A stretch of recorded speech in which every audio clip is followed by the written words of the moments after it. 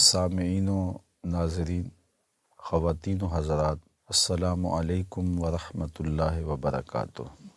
نبی رحمت شفیع معظم صلی اللہ علیہ وآلہ وسلم نے ارشاد فرمایا، الا انبئکم باکبر الکبائر، میں تمہیں کبیرہ گناہوں میں بھی جو بڑے گناہ ہیں ان کی خبر نہ دوں؟ تو صحابہ نے عرض کی، بلا، کیوں نہیں حضور، آپ ارشاد فرمائیے۔ تو آقا کریم علیہ السلام نے ارشاد فرمایا، الاشراک باللہ، سب سے بڑا گناہ اکبر الکبائر، اللہ کے ساتھ کسی کو شریک ٹھہرانا ہے، وعقوق الوالدین، اور والدین کی نافرمانی کرنا ہے، ان کو دکھ دینا ہے، ان کو تکلیف پہنچانا ہے، ان کو اذیت دینا، ان کو ستانا، پریشان کرنا۔ اور پھر اللہ کے محبوب علیہ السلام تشریف فرما تھے تکیہ لگائے ہوئے، تو آقا کریم نے تکیہ چھوڑ دیا اور بیٹھ گئے۔ وکانا متکیہ فجلسا، تو حضور علیہ السلام تکیہ لگائے بیٹھے تھے تو آپ نے تکیہ چھوڑ دیا اور تشریف فرما ہوئے، فقال، اور ارشاد فرمایا، الا وقول الزور، اور جھوٹ بولنا ہے، جھوٹی گواہی دینا ہے۔ اور پھر اس بات کو بار بار ارشاد فرمایا۔ راوی کہتے ہیں، فما زال یکررھا حتی قلنا لیتہ سکت، آقا کریم بار بار اس کا تکرار فرمائے جا رہے تھے اور ہم کہہ رہے تھے کہ حضور اگر سکوت اختیار فرما لیں، چونکہ حضور علیہ السلام کی مشقت کو صحابہ دیکھ رہے تھے، لیکن حضور امت پر شفقت کی وجہ سے بار بار اس کو بیان فرما رہے تھے۔ اب ان تین چیزوں کو اللہ کے محبوب علیہ السلام نے اکبر الکبائر قرار دیا۔ سب سے پہلے شرک، اور شرک ظلم عظیم قرار دیا گیا، ان الشرک لظلم عظیم، سب سے بڑا گناہ شرک ہے، اور اللہ تعالیٰ شرک کو معاف نہیں کرے گا۔ حتیٰ کہ جو شرک اصغر ہے، ریا کو قرار دیا گیا، تو اس کی بھی سخت مذمت آئی ہے۔ تو ایک تو پہلا سب سے بڑا گناہ اللہ کے ساتھ کسی کو شریک ٹھہرانا ہے۔ اللہ تعالیٰ جل شانہ ہمیں شرک خفی سے، شرک جلی سے اور ہر طرح کے شرک سے محفوظ و مامون فرمائے۔ دوسری بات اللہ کے محبوب علیہ السلام نے جو ارشاد فرمائی، عقوق الوالدین، والدین کی نافرمانی، ان کو دکھ اور اذیت دینا اور تکلیف پہنچانا۔ اللہ تعالیٰ نے ہمیں ماں باپ کے ساتھ حسن سلوک کرنے کی تلقین ارشاد فرمائی ہے، وَقَضَىٰ رَبُّكَ أَلَّا تَعْبُدُوا إِلَّا إِيَّاهُ وَبِالْوَالِدَيْنِ إِحْسَانًا، کہ تیرے رب نے یہ طے کیا ہے کہ اللہ کے علاوہ کسی کی پرستش نہیں ہوگی، اسی کی عبادت ہوگی، اور والدین کے ساتھ حسن سلوک کیا جائے گا۔ تو والدین کے ساتھ اچھا سلوک کرنے کی ترغیب دی گئی ہے۔ ان کی نافرمانی کرنا، ان کو تکلیف پہنچانا شریعت میں بہت مذموم ہے، اور اس کو نہ صرف کبیرہ گناہ کہا گیا، اکبر الکبائر قرار دیا گیا۔ علماء نے کہا کہ وہ گناہ جن کی سزا آخرت میں تو ہے ہی ہے، دنیا میں بھی ضرور ہوتی ہے، ان گناہوں میں سے ایک گناہ والدین کی نافرمانی، عقوق الوالدین ہے۔ اور وہ نیکی کے اعمال جن کی جزا آخرت میں تو ہے ہی ہے، دنیا میں بھی ان نیکیوں کا صلہ ضرور اللہ تعالیٰ فرماتا ہے، ان نیکیوں میں سے ماں باپ کے ساتھ حسن سلوک کرنا ہے، نہیں تو نشان لگا لیں اس شخص پہ جو اپنے ماں باپ کا بے ادب اور گستاخ ہے، ساری زندگی آپ اس کو رسوا ہوتے دیکھیں گے، اور اس شخص پہ بھی نشان لگا لیں جو اپنے ماں باپ کا با ادب ہے، ماں باپ کا خدمت گزار ہے، ان کی تعظیم بجا لانے والا ہے، آپ زندگی بھر اس کی پگڑی کے کلس کو نیچا ہوتے نہیں دیکھیں گے، اللہ اسے سرخرو کرے گا، کامیاب اور بامراد کرے گا۔ تو ہمیں ماں باپ کے ساتھ اچھا سلوک کرنا چاہیے، اور کبھی بھی ان کے ساتھ ایسا سلوک نہیں کرنا چاہیے جس سے ان کو اذیت پہنچے، ان کو تکلیف پہنچے، دکھ پہنچے۔ تو یہ دوسرا بڑا گناہ ارشاد فرمایا۔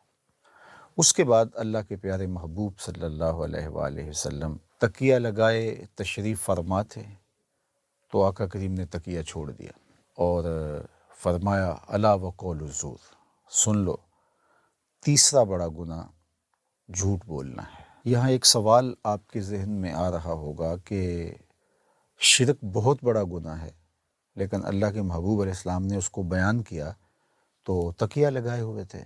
والدین کی نافرمانی بہت بڑا گناہ ہے، لیکن حضور نے اس کو بیان فرمایا تو حضور ٹیک لگائے ہوئے تھے۔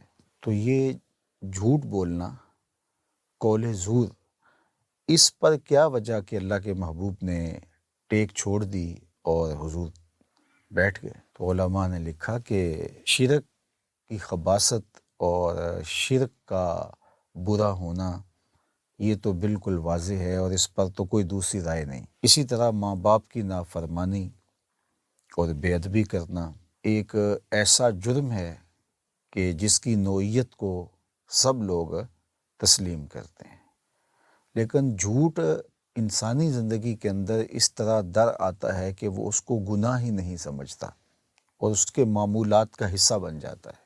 اور نبی آخر الزماں حضور ختم المرتبت صلی اللہ علیہ وآلہ وسلم کی نگاہ نبوت یہ دیکھ بھی رہی ہوگی کہ آنے والے زمانے میں لوگ اس کو کتنا معمولی لیں گے اور بات بات پر جھوٹ بولیں گے، اور ان کے نزدیک یہ کوئی بات نہیں ہوگی۔ تو اس لیے اللہ کے محبوب نے اس کی اہمیت کو اجاگر کرنے کے لیے ٹیک چھوڑی اور حضور بیٹھ گئے۔ اور اگر آپ اس پہ غور کریں تو 3 تاکیدیں ہیں۔ ایک تو حضور نے ٹیک چھوڑی اس کی اہمیت کو اجاگر کرنے کے لیے، اور دوسرا اللہ کے محبوب نے الا سے شروع کیا، الا وقول الزور، اور یہ حرف تنبیہ ہے۔ اور تیسری بات فما زال یکررھا، حضور بار بار اس کا تکرار کر کے اس کی اہمیت کو اجاگر کیا، اس کی برائی کو واضح کیا، اور لوگوں کے ذہنوں کے اندر راسخ کیا کہ یہ کتنا بڑا جرم ہے کہ کوئی جھوٹ بولے۔ خاص طور پہ اللہ کے محبوب علیہ السلام نے جھوٹ کے حوالے سے بات کرتے ہوئے ان 3 چیزوں کا اہتمام کیا۔ تو جھوٹ بولنے سے برکت اٹھ جاتی ہے، جھوٹ بولنے سے آپ کے اعمال کا نور ختم ہو جاتا ہے۔ ابھی ماہ صیام چل رہا ہے تو اللہ کے محبوب کا فرمان بارہا آپ کی نظروں سے گزرا ہوگا، اور آپ نے بارہا حضور علیہ الصلوۃ والسلام کا یہ فرمان سنا ہوگا، من لم یدع قول الزور والعمل به فلیس للہ حاجۃ فی ان یدع طعامہ وشرابہ۔ اللہ کے محبوب نے ارشاد فرمایا کہ جس نے قول زور نہیں چھوڑا، جھوٹ اور جھوٹے کام نہیں چھوڑے، تو اس کے بھوکا اور پیاسا رہنے کی اللہ کو کوئی ضرورت نہیں ہے۔ تو روزے کا مقصد تو ان برائیوں سے اپنے آپ کو بچانا ہے، اور یہ ایک مضبوط حصار ہے ہمارا۔ لیکن اگر ہم جھوٹ بولتے رہیں، جھوٹی گواہیاں دیتے رہیں، ہمارے رویے، ہمارا طرز زندگی، ہمارا انداز معاشرت جھوٹ کے مطابق ہی چل رہا ہو، تو پھر ہم صرف فاقہ کاٹ رہے ہیں، صرف بھوک گوارا کر رہے ہیں، صرف پیاس برداشت کر رہے ہیں، تو روزے کا نور نصیب ہی نہیں ہو سکتا۔ تو ہمارا دین سچائی پر مشتمل دین ہے۔ اگر آپ مجھے پوچھیں کہ اسلام کا کوئی دوسرا نام، تو میں برجستہ کہہ سکتا ہوں کہ اسلام دین صدق ہے، اسلام سچائی کا دین ہے۔ اور میرے اور آپ کے آقا و مولا اعلان نبوت سے قبل بھی صادق و امین کہلاتے تھے۔ یہ میرے اور آپ کے آقا و مولا کی عظمت ہے، یہ حضور علیہ السلام کی شان ہے۔ تو ہم ان کے ماننے والے اپنی زندگی کو کس طرح جھوٹ کے ساتھ جوڑے ہوئے ہیں، اور شب و روز جھوٹ ہماری زندگی کا ایک انداز اور تیور بن گیا ہے، بلکہ ہماری زندگی کا جزو لا ینفک بن گیا ہے۔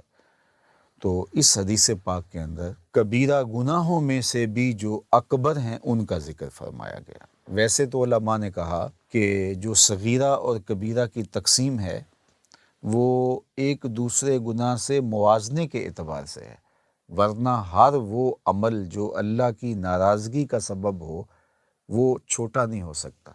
جو بھی گناہ اللہ کو ناراض کر دے تو وہ گناہ چھوٹا تو نہیں ہے، وہ تو بڑا ہی ہے۔ تو کبیرہ اس لیے کہا گیا کہ اس پر وعید زیادہ ہے، اس کی سزائیں بیان فرمائی گئی، اس پر حد نافذ ہوتی ہے، آخرت میں اس کی سزا بیان فرمائی گئی ہے۔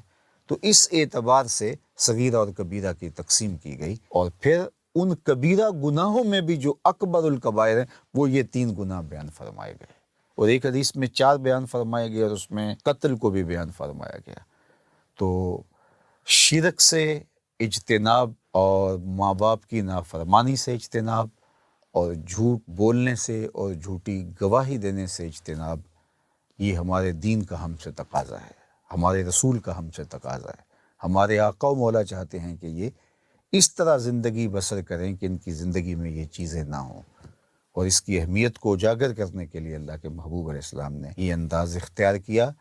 اور صحابہ کا وہ قول دیکھیے، حضرت ابو بکرہ نفیع بن حارث رضی اللہ تعالیٰ عنہ کا قول، وہ فرماتے ہیں کہ حضور بار بار اس کا تکرار کیے جا رہے تھے، الا وقول الزور، الا وقول الزور، الا وقول الزور، اور ہم کہہ رہے تھے کاش کہ حضور سکوت اختیار فرما لیں، حضور خاموشی اختیار فرما لیں، حضور مشقت میں ہیں، لیکن حضور امت کے ساتھ جو شفقت کا ایک علاقہ رکھتے ہیں، آپ کے قلب اطہر میں امت کی جو بے پناہ محبت ہے، اس لیے حضور چاہ رہے تھے کہ میں بار بار اس کا تکرار کروں اور میری امت اس گناہ سے بچ جائے اور جھوٹ جیسے عیب سے عیب دار نہ ہو۔ تو ماہ سیام کی ان مبارک گھڑیوں میں ہمیں عزم مصمم کرنا چاہیے کہ ہم اپنی زندگی میں ان گناہوں کو داخل نہیں ہونے دیں گے۔ اللہ مجھے آپ کو اپنی حفاظتوں کے حصار میں رکھے۔ وآخر دعوانا ان الحمدللہ رب العالمین۔ النبی یا ایہا الذین آمنوا صلوا علیہ وسلموا تسلیما۔ اللہم صلی علی سیدنا و مولانا محمد معدن الجود والکرم وآلہ وصحبہ وبارک وسلم۔ حمد و صلات کے بعد معزز محتشم مکرم ذی وقار علماء کرام حضرات سامعین، میں اور آپ آج اپنے آقا و مولا حضور ختمی المرتبت صلی اللہ علیہ وآلہ وسلم کے حضور اپنی عقیدتوں، محبتوں اور نیازمندیوں کا خراج پیش کرنے کے لیے المصطفیٰ اسلامک سینٹر علی والا کے زیر اہتمام منعقدہ اس اجتماع میں حاضر ہونے کا شرف پا رہے ہیں۔ بارگاہ عزتی میں دعا ہے کہ ہماری حاضری کا ایک ایک لمحہ قبول اور مستجاب فرمائے۔ بارگاہ ناز میں ہماری عقیدتوں کا نذرانہ یہ میری اور آپ کی سعادت مندی ہے اور خوش بختی بھی، اس لیے کہ آپ کا میلاد، آپ کا ذکر نور، آپ کا تذکرہ رحمت ہمارے اوپر اس لیے بھی ضروری ہے کہ ہم بغیر کسی محنت کے، بغیر کسی مشقت کے دین اسلام کی برکتوں سے، ثمرات سے فیض یاب ہو رہے ہیں۔ اس وقت دنیا کی آبادی 8 ارب کے قریب ہے اور 500 سے زائد مختلف مذاہب، الہامی اور غیر الہامی مذاہب دنیا کے اوپر پائے جا رہے ہیں۔ میرا اور آپ کا مسلمانوں کے گھر پیدا ہونا یہ کسی اتفاق کا نتیجہ نہیں، یہ ہمارا کوئی عمل خیر نہیں تھا جس کے صلے کے طور پہ ہمیں مسلمانوں کے گھر پیدا کیا گیا۔ یہ محض اللہ کا کرم ہے کہ اس نے ہمیں حضور کی غلامی کا اعزاز بخشا، اور اس پر ہم جتنا بھی شکریہ ادا کریں کم ہے۔ میری خوش قسمتی میں تیرا امتی، ایک فارسی کا شعر ہے، بری نازم کے ہستم امتے تو، بری نازم کے ہستم امتے تو، گناہ گارم و لیکن خوش نصیبم۔ میں گناہ گار ہوں لیکن خوش نصیب ہوں، اس لیے کہ مجھے اور آپ کو حضور کی امت میں ہونے کا شرف نصیب ہوا۔ تو پھر اس بات کا حق ہمارے اوپر لازم ہے کہ ہم اللہ کی عطا کردہ اس نعمت کا شکرانہ ادا کریں۔ میں آپ کو سب سے پہلے ایک مجلس میں لیے چلتا ہوں جس کو منعقد ہونے کے لیے مسجد نبوی کا پاکیزہ ماحول میسر آیا، اور ہم تو عرض گزار ہوتے ہیں ہمارے گھر بھی ہو جائے چراغاں یا رسول اللہ، لیکن وہاں عملاً چراغاں ہوا اور حضور بنفس نفیس تشریف فرما ہوئے۔ مجلس کے شرکا اصحاب پیمبر تھے اور حضور کے ذکر کی دل آویز مجلس نور برپا تھی۔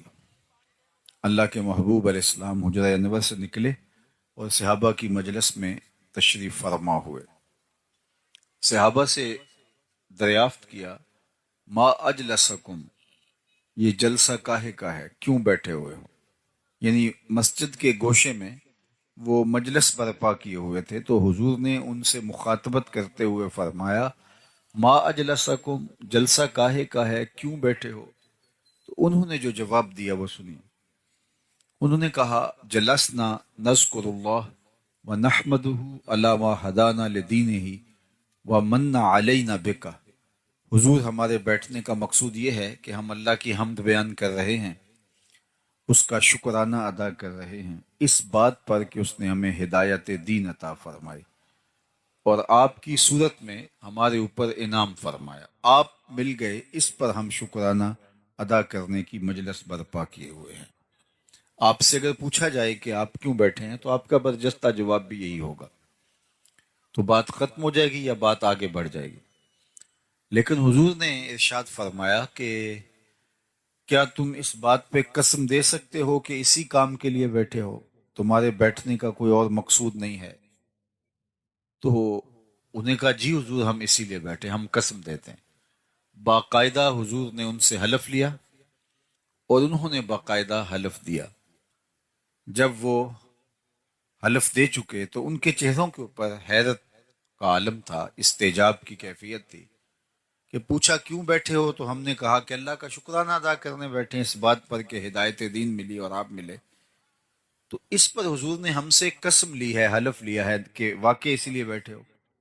تو یہ بظاہر عمومی طور پہ ایسے معاملات میں حلف لیا نہیں جاتا، تو حضور نے ہم سے حلف لیا ہے، بطیب خاطر خوشی خوشی انہوں نے حلف پیش بھی کیا، لیکن ان کو حیرت ضرور ہوئی کہ یہ حلف حضور سے ہم نے لیا تو کیوں لیا؟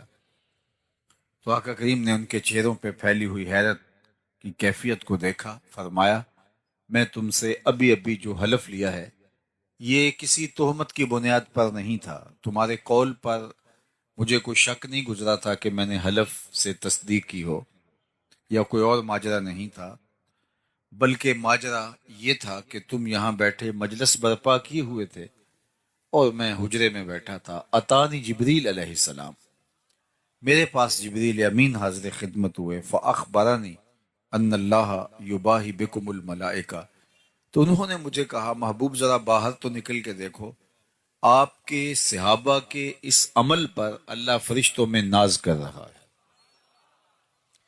ملائے اعلیٰ میں فخر ہو رہا ہے کہ دیکھو میں نے نعمت دی، کیسے قدردان نکلے۔ اللہ کی رحمتوں سے بعید نہیں کہ آج کی مجلس بھی قبول فرما لی جائے اور اللہ فرشتوں سے کہے کہ دیکھو صدیاں بیت گئیں، 1500 برس بیت گئے، لیکن یہ آج بھی بیٹھ کے اس نعمت کا شکرانہ ادا کر رہے ہیں۔ باقی جہاں تک حضور علیہ السلام کی صورت میں اللہ کے انعام کا شکرانہ ادا کرنے کا حق ہے، تو ہمیں اور بھی اتنی زندگیاں مل جائیں تو ہم حق کے شکر ادا نہیں کر سکتے۔ ہمارے بدن پہ اتنے بال نہیں ہیں جتنے رسول اللہ کے احسانات ہیں، بال بال ہمارا قرض رسالت میں جکڑا ہوا ہے۔ تو یہ ایک شام کا، ایک شب کا، میلاد کا اجتماع کیا، ساری زندگی بھی ان کے نام لگا دے، حق کے شکر پھر بھی ادا نہ ہو۔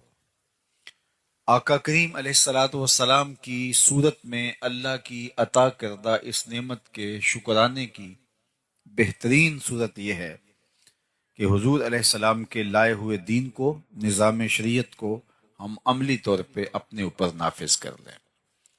اس سے اللہ اور اس کے رسول کی محبت ہمیں حاصل ہو پائے گی۔ ایک دن حضور وضو فرما رہے تھے اور وضو کا پانی صحابہ زمین پہ نہیں گرنے دے رہے، وہ کسی کے ہاتھوں پہ ہوتا اور پھر وہ اس پانی کو اپنے چہرے پہ مل لیتے، اور جسے یہ پانی میسر نہ آتا وہ کسی دوسرے صحابی کے گیلے ہاتھوں سے ہاتھ رگڑ کے اپنے چہرے پہ مل لیتے۔ تاکہ اس کی تری سے تراوت سے اپنے لیے سامان راحت کیا جائے۔ تو آقا کریم نے صحابہ کی اس محبت کو دیکھا تو ارشاد کیا کہ ما یحملکم علی ھذا، اے صحابہ تمہیں اس بات پر کس نے ابھارا ہے کہ تم میرے وضو کے پانی کو بھی زمین پہ نہیں گرنے دیتے؟ چونکہ اس کا حکم حضور نے نہیں دیا تھا، ارشاد نہیں کیا تھا کہ میرے وضو کے پانی کو زمین پر نہ گرنے دینا۔ یہ صحابہ کا اپنا جذبہ محبت تھا۔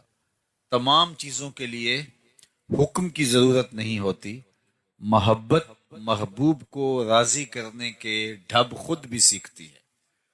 محبت خود محبوب کی منشا، محبوب کی رضا، محبوب کی خوشنودی اور ادب کی رعایت بجا لانے کے طریق خود دریافت کرتی ہے۔ اور صحابہ کی زندگی میں یہ ایک بار نہیں ہوا، کئی بار ہوا۔ صلح حدیبیہ کے موقع پر بھی یہ منظر دیکھنے کو ملا، جس پر عروہ بن مسعود الثقفی نے اعتراض کیا تھا، کتب حدیث میں موجود ہے۔ حضور لعاب پھینکتے ہیں، صحابہ حضور کے لعاب کو اپنے ہاتھوں پہ لیتے ہیں اور اپنے چہروں پہ مل لیتے ہیں۔ بلکہ ایک دن حضور نے پچھنے لگوائے تو ایک لگن میں پانی، حضور کا بہا ہوا خون جو ہے وہ جمع کر لیا گیا۔ ایک صحابی کے ہاتھ میں وہ پیالہ دیا اور فرمایا اس کو جاؤ ایسی جگہ بہاؤ جہاں کسی کے قدم نہ پہنچے۔ تو وہ گیا اور ایک پتھر کی اوٹ میں بیٹھ کے خود نوش جان کر لیا۔ واپس پلٹا تو حضور نے فرمایا، ٹھکانے لگائے، جی حضور ایسی جگہ پہ جہاں کسی کے قدم نہیں پڑ سکتے۔ تو حضور مسکرائے اور فرمایا لعلک شربت، شاید تم نے پی لیا ہے۔ قال نعم، جی حضور، میں نے سمجھا ایسا مشروب کہاں ملے گا، میرے خون میں حضور کا خون شامل ہو جائے تو اور کیا چاہیے۔ آقا ناراض نہیں ہوئے کہ تو نے خون کیوں پیا، بلکہ حضور نے جو تاریخی جملہ ارشاد فرمایا وہ یہ تھا، یا غلام قد حررت نفسک، قد حررت نفسک من النار، اے بیٹے تو نے اپنے آپ کو آتش دوزخ سے بچا لیا ہے۔ تو صحابہ نہ حضور کے وضو کا پانی زمین پہ گرنے دیں، نہ حضور کا لعاب رحمت زمین پہ گرنے دیں، اور یہ ان کی محبت کا ایک ڈھنگ تھا اور حضور کے پیار کا ایک اسلوب تھا جو ان کے عشق نے ان کو سکھایا تھا۔ ان کی محبت نے ان کو یہ درس دیا تھا کہ محبوب کے اعضائے نور کی اترن کو بھی زمین پہ نہ جانے دیا جائے، اس کو بھی اپنے چہروں پہ ملا جائے۔ کائنات میں کسی نے صحابہ جیسا کوئی عاشق نہیں دیکھا ہوگا، لیکن میں آپ کو بتاؤں کہ عشق کی فراوانی، عشق کا زور حسن کی فراوانی کی وجہ سے ہوتا ہے۔ جتنا حسن فراواں ہو اتنا عشق زور آور ہوتا ہے۔ تو کائنات میں اگر صحابہ جیسا کوئی عاشق نہیں ملتا تو حضور جیسا سونا بھی زمانے میں کوئی نہیں ہے۔ لکھاں آئے لوک زمانے تے محبوب خدا جیا کوئی نہیں، لکھاں سونے بن بن بہندے نے اودی خاک پا جیا کوئی نہیں۔ حضرت ابو ہریرہ تو بولے کل قمر لیلۃ البدر لم ارا قبلہ ولا بعدہ مثلہ، کیا پوچھتے ہو، حضور 14ویں رات کے چمکتے ہوئے چاند کی طرح تھے۔ پھر کہا نہیں نہیں نہیں، حضور جیسا نہ پہلے دیکھا نہ بعد میں دیکھا۔ حضرت حسان بن ثابت بولے کیسے دیکھتے، کسی ماں نے جنم دیا ہوتا تو دیکھتے۔ خدا نے وہ سچا ہی پن چھڑیا جدے وچ محمد نو ٹالیا سی۔ حسینہ جمیلاں دا منہ موڑ دیتا، محمد بنا کے قلم توڑ دیتا۔ وہ پیکر تراشا، وہ حسن دیا، وہ جمال بخشا، وہ خوبصورتی دی۔ اللہ اکبر کہ حسن ختم ہے۔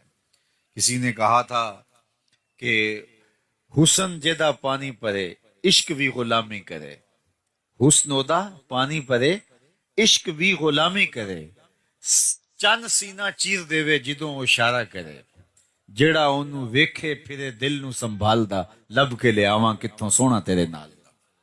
وہ جمال دیا، وہ خوبصورتی دی۔ آپ نے محبت کی لوک داستانیں سنی ہوں گی، لیکن کبھی آپ نے یہ نہیں سنا ہوگا کہ کسی محب نے محبوب کے لعاب کو اپنے ہاتھوں پہ لیا ہو اور اپنے چہرے پہ ملا ہو۔ لیکن یہاں محبت کے ایسے مظاہر بھی دیکھنے کو ملتے ہیں۔ اب حضور وضو کرتے ہیں، صحابہ وضو کے پانی کو زمین پہ نہیں گرنے دیتے، چہروں پہ مل لیتے۔ آقا کریم نے ان سے پوچھا ما یحملکم علی ھذا، میں نے تو اس کا حکم نہیں دیا، تم ایسا کیوں کر رہے ہو؟ تو سنیے اس کا جواب۔ انہوں نے کہا حب اللہ و رسولہ، اللہ اور اس کے رسول کی محبت کا تقاضا یہ ہے کہ ہم اس وضو کے پانی کو زمین پر نہ گرنے دیں. تو اللہ کے محبوب نے ان کی تردید نہیں کی، ان کو اس کام سے روکا نہیں، ان ان کو اس کام سے منع نہیں کیا، بلکہ اللہ کے محبوب کی دور اندیش نگاہ آنے والے حالات کا ملاحظہ فرما رہی تھی کہ آنے والے لوگ کہیں محبت کے ان مظاہر پر ہی موقوف نہ رہیں اور باقی دین ان کی نظروں سے اوجل نہ ہو جائے اور ترک نہ کر بیٹھیں. تو آقا کریم نے صحابہ سے مخاطبت کرتے ہوئے فرمایا، صحابہ تمہارا یہ عمل اس لیے ہے کہ اللہ اور اس کے رسول کی محبت، تو سنو جو اللہ اور اس کے رسول کی محبت چاہتا ہے اور یہ چاہتا ہے کہ اللہ اور اس کا رسول اس سے محبت کرے اور وہ اللہ اور اس کے رسول سے محبت کرے، تو اس کا یہ کام اپنی جگہ پہ اس کو 3 کام کرنے چاہیے. سب سے پہلی بات، جب بولے سچ بولے، اس کے زندگی میں کبھی جھوٹ نہیں بولنا چاہیے. تم میرے وضو کے پانی کو زمین پر نہیں گرنے دیتے، ہاتھوں پہ لیتے ہو اور چہروں پہ مل لیتے ہو، لیکن یہ بھی فراموش نہ کرنا اگر تم میرے غلام ہو تو غلامی کا حق ادا تب ہوگا جب تمہاری زبان پہ جھوٹ نہیں آنے پائے گا. دوسری بات ارشاد فرمائی کہ جب تمہارے پاس امانت رکھی جائے تم اس میں کبھی خیانت نہیں کرو گے. اور تیسری بات ارشاد فرمائی، تمہاری ہمسائیگی میں کوئی آ بسے تو تم حق کے مجاورت ادا کرو گے، ہمسائیگی کے حق کا، حقوق کا لحاظ رکھو گے. یعنی تمہارا یہ عمل، سبحان اللہ، لیکن یہ 3 چیزیں تم سے فراموش نہیں ہونی چاہیے. سب سے پہلی، جب بھی بولو سچ بولو. میں اور آپ کیسے جھوٹ بول سکتے ہیں جبکہ ہمارے آقا و مولا کو کافر بھی صادق و امین کہتے تھے؟ اگر ہم جھوٹ اس کے باوجود بھی بولتے ہیں تو پھر سمجھیے ہمیں دین کی سمجھ اور دین کا فہم ہی نہیں آیا. ہم اپنے نبی سے جو پیار کا ربط رشتہ رکھتے ہیں وہ ہمارا ادھورا ہے، پورا نہیں ہے. حضور سے پوچھا گیا مومن بزدل ہو سکتا ہے؟ فرمایا نہیں، مومن بہادر ہوتا ہے. لیکن فرمایا ہو سکتا ہے کبھی بزدلی بھی کر جائے، آخر بشر ہی تو ہے. پھر پوچھا گیا مومن بخیل ہو سکتا ہے؟ کہا نہیں، مومن سخی ہوتا ہے، لیکن ہو سکتا ہے کبھی وہ بخل بھی کر جائے، بشر ہی تو ہے. تیسرا سوال حضور سے پوچھا گیا مومن جھوٹ بول سکتا ہے؟ فرمایا جھوٹا نہیں ہو سکتا. یہ طے ہے کہ مومن ہو اور جھوٹا ہو یہ نہیں ہو سکتا. تو سچ بول کے آپ تکلیف بھی اٹھا لیں، سچ بول کے اس کی کوئی آپ کو قیمت بھی دینی پڑے، سچ بول کے آپ نقصان بھی اٹھا لیں، لیکن آپ کے دل کو قرار نصیب ہوگا. جھوٹ بول کے کوئی فائدہ لے لیں، جھوٹ بول کے کسی کو دھوکہ دے دیں، جھوٹ بول کے پیسہ کما لیں، لیکن آپ کے دل کی بے قراری ختم نہیں ہوگی. الصدق طمانینہ والکذب ریبہ. فرمایا صدق طمانیت قلب کا سبب ہے اور جھوٹ جو ہے وہ آپ کو بے چین رکھے گا. اس لیے میری اور آپ کی زندگی میں اگر سچ اتر آتا ہے تو مطمئن زندگی ہمیں نصیب ہو جاتی ہے، اور سچ سے باقی راستے کھلتے ہیں. انسان جب سچ بولنا شروع ہو جاتا ہے تو روحانیت کی دیگر راہیں کھلتی ہیں، خیر کی توفیقات ملتی ہیں، اچھائی کے راستے کشادہ ہوتے ہیں، نیکی کی توفیقات ملتی ہیں. انسان اعمال صالحہ کا نور پاتا ہے، لیکن اگر وہ جھوٹ بولنا شروع کر دیتا ہے تو اس کی ساری محنتیں ضیاع اور نقصان کا سبب اور ذریعہ بن جاتے ہیں. اس لیے ہمیں اپنی زندگی میں کبھی بھی جھوٹ کو داخل نہیں ہونے دینا چاہیے، چاہے سچ بول کر ہمیں کتنا ہی نقصان کیوں نہ اٹھانا پڑے اور جھوٹ کا کتنا ہی فائدہ کیوں نہ ہو، ہمیں اس فائدے پر نظر نہیں رکھنی چاہیے. ہمیں ہمیشہ سچ کو شعار بنانا چاہیے. ایک حدیث پاک میں آتا ہے کہ جب کوئی شخص جھوٹ بولتا ہے تو اس کے منہ سے بدبو نکلتی ہے. عام لوگ تو اس کو محسوس نہیں کر پاتے، لیکن اللہ کے نورانی حساس رحمت والے فرشتے اس منہ سے نکلنے والی سمیل کو محسوس کرتے ہیں اور 1 میل پیچھے ہٹ جاتے ہیں. جو فرشتے ہمارے گھروں میں ہمارے حصے کی رحمتیں دینے کے لیے آ رہے ہوتے ہیں، رحمت کی ڈلیوری ہمیں دینے آ رہے ہوتے ہیں، تو وہ جھوٹ کی وجہ سے 1 میل پیچھے ہٹ جاتے ہیں. اور مجھے بتاؤ، جس گھر میں باپ بھی جھوٹ بولے، ماں بھی جھوٹ بولے، بہنیں بھی جھوٹ بولیں، بچے بھی جھوٹ بولیں، بہویں بھی جھوٹ بولیں، صبح دوپہر شام جھوٹ ہی جھوٹ ہو، تو اس گھر سے تو بدبو کے ببوکے اٹھ رہے ہوں گے. فرشتے کئی کئی میل باہر وہ خیر کے برکت کے پارسل لیے ہمارے حصے کے شہر سے باہر کھڑے ہوں گے کہ آگے جا کیسے پائیں. آگے تو عفونت پھیلی ہوئی ہے بدبو کی وجہ سے.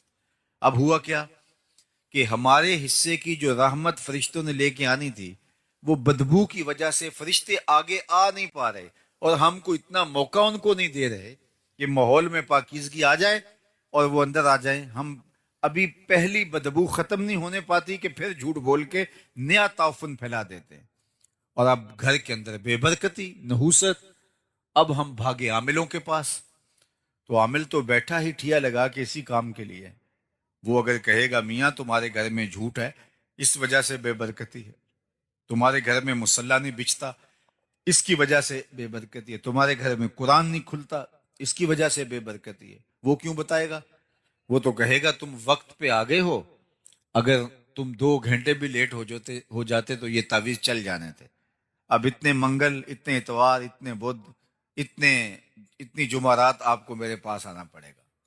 اور میں نے دیکھا کیا شریف لوگ اور انتہائی اچھے خاندانوں کی خواتین بھی جا کے ایسے مکرو لوگوں کے پاس کھڑے ہوتے ہیں, بیٹھے ہوتے ہیں, جنہیں بیچاروں کو وضو کا طریقہ بھی نہیں آتا, اور یہ اپنے درد کا مداوا اس سے ڈھونڈ رہے ہوتے ہیں جو خود مریض ہے, جو خود جھوٹ کے اوپر جس کے کاروبار کی بنیاد ہے.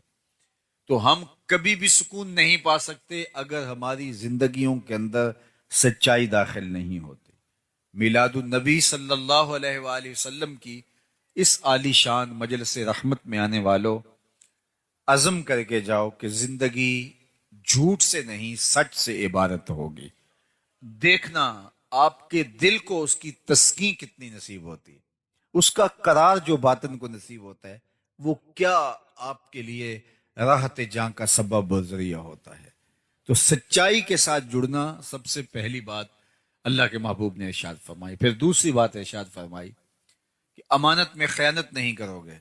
اگر تم یہ چاہتے ہو کہ اللہ اس کے رسول سے محبت کرو اور اللہ اور اس کا رسول تم سے محبت کرے تو کبھی خیانت نہیں کرو گے امانت کے اندر جو تمہارے پاس رکھی گئی. اور ہم تو قرض لے لیں تو دعا مانگ رہے ہوتے ہیں کہ جس سے قرضہ لیا وہ فوت ہی ہو جائے, اور قرضہ واپس لینے کے لیے اس کو دلیلیں دینی پڑتی ہیں کہ میاں مجھے ضرورت پڑ گئی ہے اس لیے تجھ سے مانگ رہا ہوں, اور وہ پھر فون بھی نہیں اٹھا رہا ہوتا حالانکہ اس نے قرض لیا ہوتا ہے, اس کے اوپر لازم ہے اس کو لٹائے. لیکن ہم لوگوں سے لیا ہوا قرضہ ہڑپ کر جاتے ہیں, لوگوں کی جائیدادوں پہ قبضہ کر جاتے ہیں, لوگوں کی زمینوں پہ قبضہ کر جاتے ہیں, دیوار رکھتے ہوئے ہمسائے کا کہ 2 انچ دبا لینا فن سمجھتے ہیں, جبکہ کسی نے ایک بالشت برابر کسی کی زمین ہتھیائی. یعنی ایک بالشت کے برابر یہ کتنی ہوتی ہے, اتنی کسی کی زمین ہتھیا لی, کل قیامت کے دن 7 زمینوں کا توق بنا کے اس کے گلے میں ڈال دیا جائے گا. آج ہم اگر کسی سے خیانت کرتے ہیں, کسی کا مال دبا لیتے ہیں, کسی کی امانت ہڑپ کر جاتے ہیں, تو آج وہ سول کورٹ میں چلا جاتا ہے, سیشن کورٹ میں چلا جاتا ہے, ہائی کورٹ میں چلا جاتا ہے, سپریم کورٹ میں چلا جاتا ہے, سنوائی نہیں ہوتی مظلوم کی, اور وہ طاقتور ہے, پیسے دے کے, مال دے کے, وہ رشوت دے کے, اثر و سلوک کے ذریعے سے, سفارش کے ذریعے سے جیت جاتا ہے. تو کیا کام ختم ہو جائے گا؟ نہیں. اللہ نے ایک عدالت رکھی ہوئی ہے جو سب سے آخر میں لگے گی. وہاں ایک ایک چیز کا فیصلہ ہونا ہے. وہاں ترازو کے دونوں پرڑے صحیح تولتے ہیں. وہاں کسی کی سفارش نہیں چلتی, اور نہ ہی کوئی مکر و فریب سے, دجل و تلبیس سے تگڑا وکیل کر کے اس کے ذریعے سے جو ہے وہ دھوکہ کر سکتا ہے. وہ دن آنے والا ہے. اور اس وقت سکہ رائج الوقت کیا ہوگا. آج تو کسی کا کوئی ہم حق مار لیں تو پیسے دے کے جان چھڑا لیتے ہیں. قیامت کے دن تو پیسہ کسی کے پاس نہیں ہوگا, سارے پیسے یہاں چھوڑ جائیں گے. قیامت کے دن ساری زمینیں دولتیں یہاں چھوڑ جائیں گے, خزانے مال مویشی سب یہاں چھوڑ جائیں گے. وہاں تو کچھ بھی نہیں ہوگا ہمارے ہاتھ میں. کیا ہوگا وہاں؟ سکہ رائج الوقت اعمال ہوں گے. اگر کسی نے کسی کا حق غصب کیا ہوگا تو اس کے بدلے کے اندر چھٹنے کے لیے اس کو اپنے عمل دینے پڑیں گے, اور اگر عمل دے کے بھی جان نہ چھوٹتی ہوئی تو اس کے گناہ لینے پڑیں گے. اور اگر کسی نے کسی کے 3 پیسے دبائے، 3 روپے نہیں، 3 پیسے دبائے، اس کے عوض میں اس کو 700 نمازیں جو جماعت کے ساتھ پڑھی ہیں وہ دینی پڑیں گے. صرف 3 پیسوں کے عوض 700 نمازیں عمل کی اس کے بدلے میں دینی پڑیں گی، تب وہ 3 پیسوں کا حساب برابر ہوگا. اور جو لاکھوں دبا چکا ہے، میں تو حساب کر رہا تھا ایک دن کہ اگر 2-3 ہزار روپے بھی اگر کسی نے دبا لیے تو ساری زندگی کے عمل، نمازیں، حج، عمرے سب کچھ چلا جائے گا. تو سب سے پہلے ہمیں اپنی آخرت کو صاف کرنا ہوگا اور اپنے انجام اور معال کار کی بہتری کے لیے کوشش اور محنت کرنی ہوگی. یہ زندگی بڑی تیزی کے ساتھ گزر رہی ہے اور میں اور آپ لمحہ لمحہ موت کے قریب ہو رہے ہیں، تو کہیں مغالطے میں نہ رہیے گا. آج ایک بندہ ساری زندگی رشوت لیتا ہے، مال لوٹتا ہے اور لوگوں کی جیبوں پہ نظر رکھ کے لوگوں کو بلیک میل کرتا ہے، اور ریٹائرمنٹ کے بعد وہ ٹوپی پہن کے پہلی صف میں آ کے بیٹھ جاتا ہے. اللہ اس کے سجدے قبول کر لے، مجھے کیا اعتراض ہے. لیکن جو لوگوں کو دیے گئے چکر ہیں، لوگوں کا لوٹا ہوا مال ہے، وہ بہر صورت اس کو ادا کرنا پڑے گا. یہاں نہیں اگر کرتا تو قیامت کے دن اس کو بہر صورت ادا کرنا پڑے گا. وہ دن آنے والا ہے. ثم لتسألن یومئذ عن النعیم. اس دن ایک ایک نعمت کے بارے میں پوچھا جائے گا اور ایک ایک چیز کا سوال ہوگا. تو قبل اس سے کہ وہ وقت آئے کوئی حجت باقی نہ رہے، مجھے اور آپ کو اپنے اعمال کی جواب دہی کے لیے تیار ہونا چاہیے. دیکھو، امانتوں کو واپس کرنا، اور وہ کوئی ٹھوس چیز ہو، پیسے ہوں، مال ہو، مویشی ہوں، وہ تو بڑی بات ہے. ہمارا دین تو اتنا حساس ہے کہ اگر تم سے کوئی بات کر رہا ہو اور بات کرتے کرتے وہ دائیں بائیں دیکھے تو فرمایا گیا کہ یہ بات تمہارے اوپر لازم ہے کہ امانت ہے، اس کو تم کسی کے آگے بیان نہیں کرو گے. اس لیے کہ بات کرتے ہوئے اس نے دائیں بائیں دیکھا تھا، اس لیے وہ چاہ رہا تھا کہ میری بات کسی تک نہ پہنچے. اب تمہارے سینے میں امانت بن کے ساری زندگی رہنی چاہیے. تو جو دین اتنا حساس ہے کہ باتوں کی امانتوں کے اندر بھی خیانت نہ ہو، تو کوئی کسی کا مال ہتھیا لے اور خیانت کرے تو ہمارا دین کیسے اس کو گوارا کر سکتا ہے. اور آخری بات جو اللہ کے محبوب نے ارشاد فرمائی وہ یہ تھی کہ تمہاری ہمسائیگی میں کوئی آ بسے تو حق مجاورت ادا کرو گے، ہمسایوں کے حق ادا کرو گے. ہمسائے کے حقوق کے بارے میں فرمایا کہ مجھے اس قدر تاکید کی گئی. اللہ کے پیارے محبوب صلی اللہ علیہ وآلہ وسلم ارشاد فرماتے ہیں مجھے ہمسایوں کے حقوق کے حوالے سے اس قدر تاکید کی گئی کہ مجھے لگا کہیں وراثت میں حقدار نہ ٹھہرا دیا جائے. اس قدر تاکیدات فرمائی گئی. اللہ اکبر. اور قیامت کے دن سب سے پہلے جو شکایت لے کے حاضر ہوگا وہ ہمسایہ ہوگا. اس نے مجھے دکھ دیا تھا، ہمسائیگی کا خیال نہیں رکھا. سب سے پہلے جو پیش ہوگا شکایت لے کر وہ ہمسایہ ہوگا. تو یہ مجھے اور آپ کو دیکھنا چاہیے. اور یہ بات ذہن میں رکھیے گا، ہمسایہ وہ نہیں ہے جس کا دروازہ آپ کے دروازے کے سامنے ہے، جس کی دیوار آپ کی دیوار کے ساتھ لگتی ہے. صرف وہی ہمسایہ نہیں، 40 گھروں تک ہمسائیگی ہوتی ہے. تو آپ کے طرف میں جو 40 گھر ہیں وہ ہمسائے ہوتے ہیں. تو اگر اس یونٹ کو ہم سنبھال لیں اور 40 گھر جو ہمسائے بنتے ہیں وہ ایک دوسرے کا خیال رکھنا شروع کر دیں اور وہ اپنے اوپر لازم قرار دے دیں کہ ہم اپنے ہمسایوں کا خیال کرنا ہے.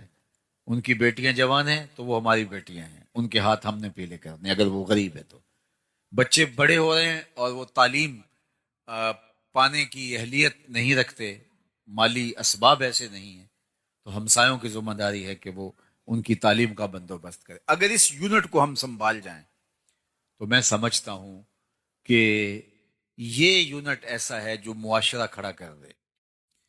اور 2-3 جو ہمسائیگی کے دائرے ہیں یہ مل کر ایک مسجد کا نظام بنتا ہے. 100-125 لوگوں کے گھروں کے اندر ایک مسجد ہوتی ہے، اور مسجد کی انجمن ساری نظر مولوی صاحب کے اوپر رکھنے کی بجائے محلے کے غریبوں پر، لاچاروں پر، کمزوروں پر، بیوگان پر، اراملہ پر، مساکین پر، یتامہ پر، کمزوروں پر رکھیں، اور وہ مل جل کر کے اس محلے کو ایک دوسرے کے لیے ہمدردی ایثار کے جذبوں سے بھر دیں، تو ایک صالح اور پاکیزہ معاشرہ ترتیب پائے گی.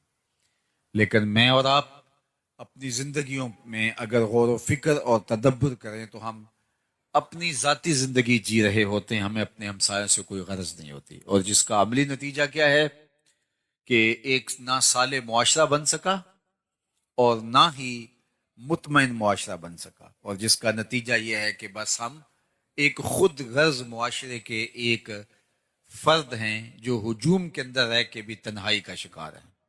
تو ہمیں دوبارہ اپنے آپ کو دیکھنا ہوگا، دین کو دوبارہ سمجھنے کی کوشش کرنا ہوگی، دوبارہ ریوزٹ کرنا ہوگا دین کو، کیونکہ ہم منبر و محراب سے عمومی طور پہ فضائل کے باب ہی سنتے سنانے کے عادی ہو گئے ہیں، لیکن ہمیں دوبارہ خود بھی غور کرنا ہوگا کہ ہمارے دین نے ہمیں رشتہ داروں کے حقوق دیے ہیں، ہمسایوں کے حقوق دیے ہیں، ماں باپ کے حقوق دیے ہیں، بلکہ حضور نے فرمایا راستوں میں نہ بیٹھا کرو۔ عرض کی حضور یہ تو ہمارے بیٹھنے کی جگہ ہیں، فرمایا پھر اس کا حق ادا کرو۔ عرض کی حضور حق الطریق کیا ہے؟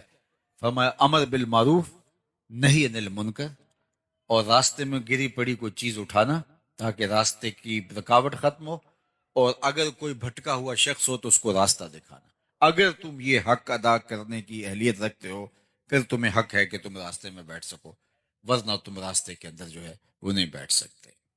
تو آج میں اور آپ اپنی زندگی پہ ضرور غور کریں۔ یہ میلاد النبی صلی اللہ علیہ وآلہ وسلم ہمیں نئے سرے سے ایک جذبہ، ایک نئی زندگی، نیا بانک پن، دین کے ساتھ تعلق، حضور کے ساتھ محبت کے رشتے کے استحکام کا ذریعہ بن کے دوبارہ طلوع ہوتی ہے۔ تو آئیے میں اور آپ آج کے اس اجتماع کے اندر یہ عزم کر کے اٹھیں کہ آج کے بعد زندگی میں جھوٹ نہیں بولیں گے، اور یہ کوئی مشکل نہیں ہے۔ اگر انسان عزم کر لیتا ہے اللہ مدد فرماتا ہے۔ مجھے نہیں پتا اس آپ کے علاقے کی آبادی کتنی ہے، 1,00,000 نفوس ہیں، 2,00,000 نفوس ہیں، یا کم ہیں یا زیادہ ہیں، اور اس میں سے یہ چند ہزار لوگ ہیں، لیکن اگر یہ چند ہزار لوگ بھی عزم کر لیں کہ ہم جھوٹ نہیں بولیں گے، کل سے ہی آپ کا علاقہ بدلا بدلا دکھائی دے گا۔ ہمیں عزم کرنا ہوگا، لیکن اگر ہمارا کام صرف سننا ہے اور چلے جانا ہے تو یہ تو ہم مدتوں سے سنتے آئے ہیں، بڑے بڑے جلسے ہوتے ہیں، سنتے ہیں، نعرے لگاتے ہیں، واپس آ جاتے ہیں، تو اس سے ہم نے لیا کیا، اخذ کیا کیا، حاصل کیا کیا؟ مجھے بتائیے، آپ کسی دعوت میں جائیں اور کھانے دیکھ کے آ جائیں تو اس سے آپ کی پیاس مٹ جائے گی، بھوک مٹ جائے گی۔ آپ جب کسی کھانے کی مجلس میں جاتے ہیں تو اپنی ضرورت کے مطابق آپ حلق سے نیچے اتارتے ہیں، تو آپ جب اس مجلس کے اندر آئے ہیں تو پھر عمل کا حصہ لینا چاہیے۔ صحابہ حضور سے 10 آیات سیکھتے تھے، اگلی 10 پر تب عمل کرتے تھے، 10 تب سنتے تھے جب پہلی 10 پہ عمل ہو جایا کرتا تھا۔ تو مجھے بھی اور آپ کو بھی عمل کی طرف بڑھنا ہوگا، چونکہ نماز عشاء کا وقت ہوا چاہ رہا ہے اور میں اپنی گفتگو کو طوالت نہیں دینا چاہتا۔ اللہ کی بارگاہ میں آپ سارے لوگوں کی آمین کے ساتھ دعا ہے کہ اللہ تعالی ہمیں ان چیزوں پہ توفیق عمل عطا فرمائے۔ باقی بالکل آپ کے جہاں تشریف فرمائے، اس کے ساتھ المصطفیٰ اسلامک سینٹر، ہمارے عالم مرتبت مبلغ علامہ وحید مصطفی صاحب نے بہت محنتوں کے ساتھ یہ قائم کیا، اور اب یہ ضروری تعمیرات کے ساتھ منصہ شہود پہ آ گیا۔ تعلیم و تعلم کا باقاعدہ سلسلہ بھی وہاں جاری ہے، اور مزید اس کی توسیعات بھی جاری ہیں۔ تو میں آپ سے کہوں گا کہ صرف یہ ایک دن کے لیے یہاں جمع ہو کر کے اپنے جذبوں کا اظہار نہ کیجیے، بلکہ اس مرکز کے ساتھ عملی طور پہ وابستہ ہو جائیے۔